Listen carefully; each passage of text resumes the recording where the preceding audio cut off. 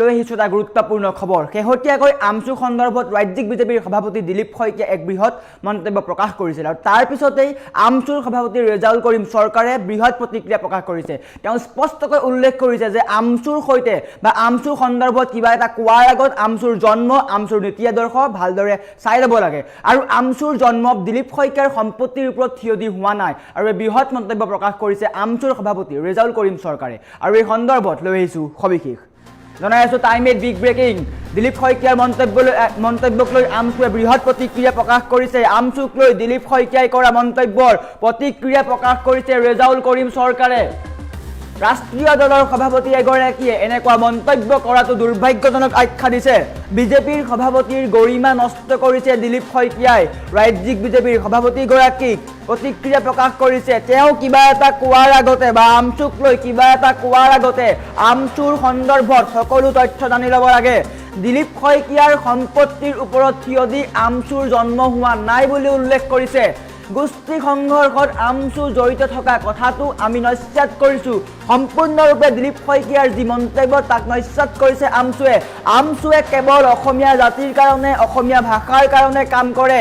অসমীয়া লোকৰ কাৰণে অসমীয়া জাতিৰ স্বাৰ্থত আমচুৱে সদায় কাম কৰি আহিছে।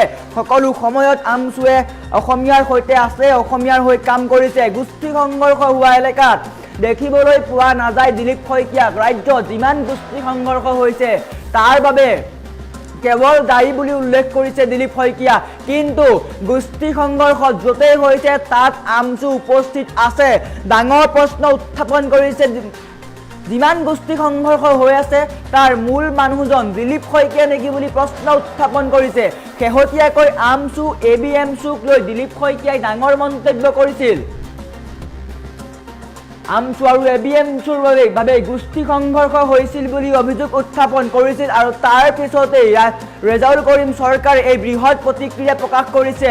খিলঞ্জীয়া মানুহৰ ওপৰত যিকোনো মন্তব্য কৰিলে আমচু আৰু ABMচুৰ নিস্তাৰ নাই বুলি মন্তব্য প্ৰকাশ কৰিছিল আৰু তাৰ পিছতেই আমচুৰ সভাপতি ৰেজাউল কৰিম চৰকাৰে এই বৃহৎ প্ৰতিক্ৰিয়া প্ৰকাশ কৰিছে।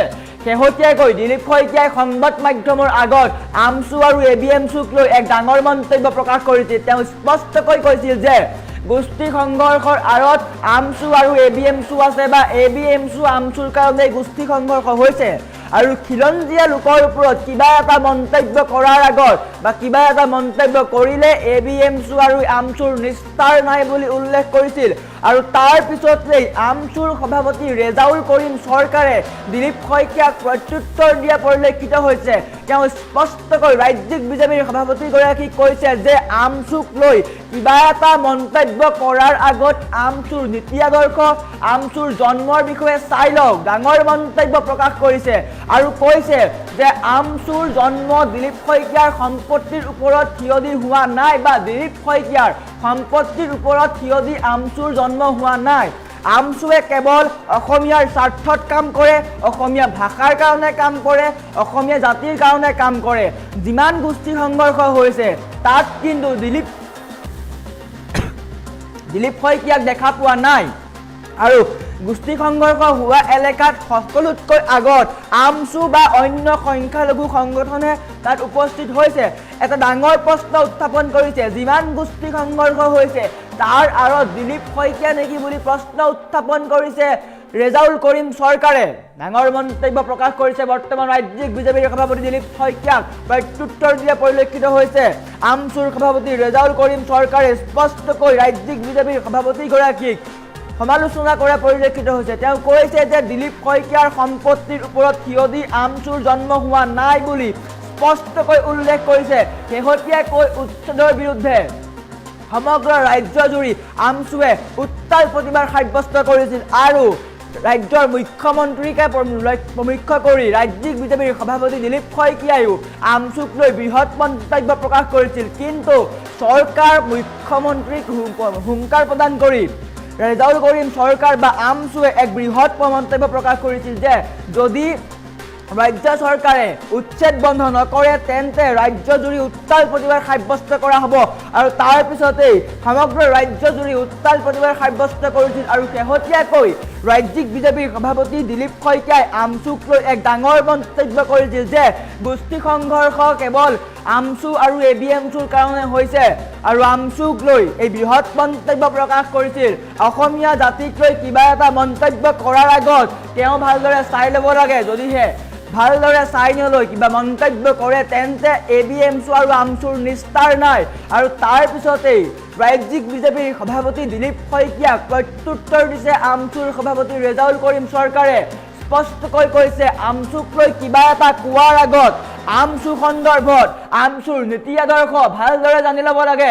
সংখ্যালঘু কেৱল অসমীয়াৰ স্বাৰ্থত কাম কৰে, সংখ্যালঘুসকলে কেৱল অসমীয়া হয়, সংখ্যালঘুসকল খিলঞ্জীয়া, সংখ্যালঘুৰ জাতি আছে। গতিকে আমচুক কিবা এটা কোৱাৰ আগত ভালদৰে সকলো চাই ল'ব লাগে।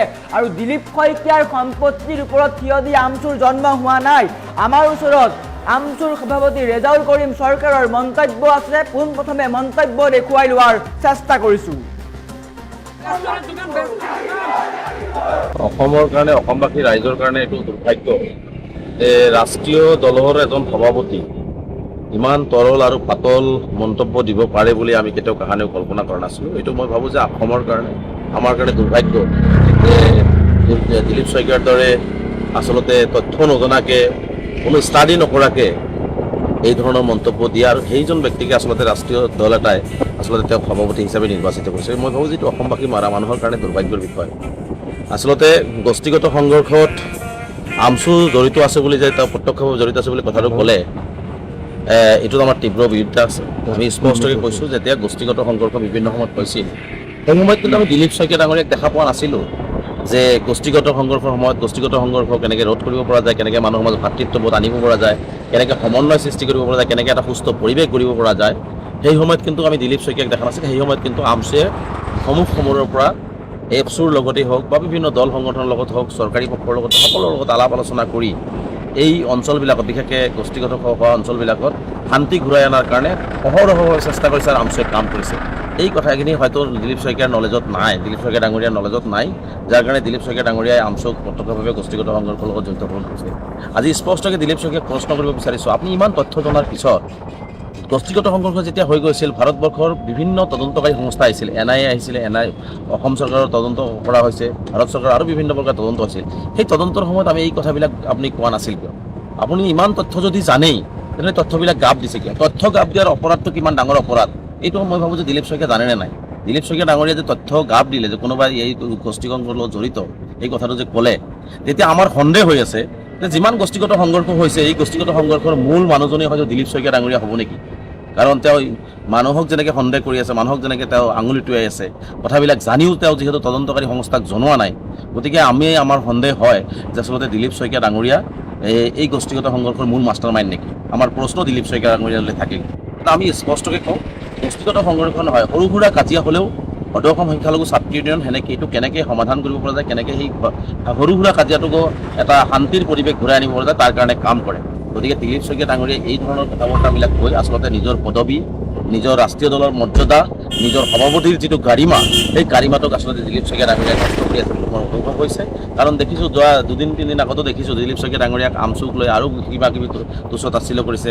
এই কথা বতৰাবিলাক কৈ আচলতে দিলীপ শইকীয়া ডাঙৰীয়াৰ সভাপতিৰ যিটো গৰিমা, সেই গৰিমাটো নষ্ট কৰিছে। কাৰণ কোনো সংগঠনক কোনোবাই ভুল কৰিব পাৰে, কোনোবাই ভুল কৰাৰ কাৰণে সেইটো ভুল তেওঁলোকে স্বীকাৰ কৰি অসমবাসী ৰাইজৰ লগত দুখ প্ৰকাশ কৰিব পাৰিছে, সেইটো আমি দেখিছোঁ।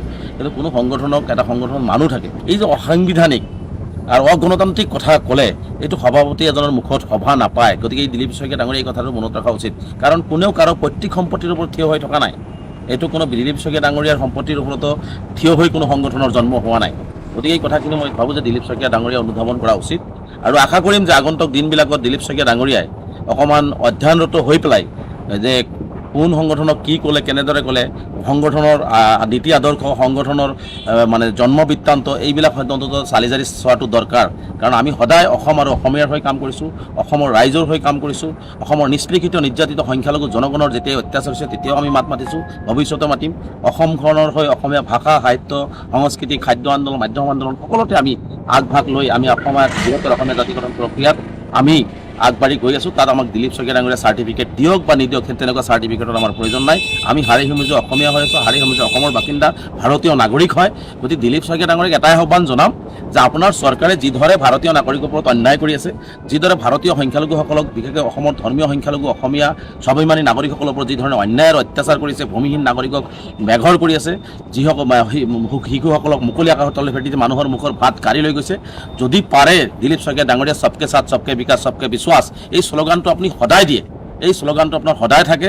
গতিকে সেই শ্লোগানটো যদি সঁচাকৈ আপোনাৰ অন্তৰত সঁচাভাৱেই আপুনি মানুহৰ মাজত কয়, তেনেহ'লে মই ভাবোঁ যে শদিয়াৰ পৰা ধুবুৰীলৈকে প্ৰতিটো জাতি জনগোষ্ঠীৰ সম উন্নয়ন, সম মৰ্যাদা, সম বিকাশ দিয়াৰ কাৰণে দিলীপ শইকীয়া ডাঙৰীয়াই কাম কৰক। আৰু অন্যথা এনেকুৱা কথা বাৰ্তাবিলাক ক'লে নিশ্চিতভাৱে আপুনি যে এজন পাতল আৰু তৰল মন্তব্য দিয়া সভাপতি, সেইটো কিন্তু অসমৰ ৰাইজে আৰু ভাবি থাকিব।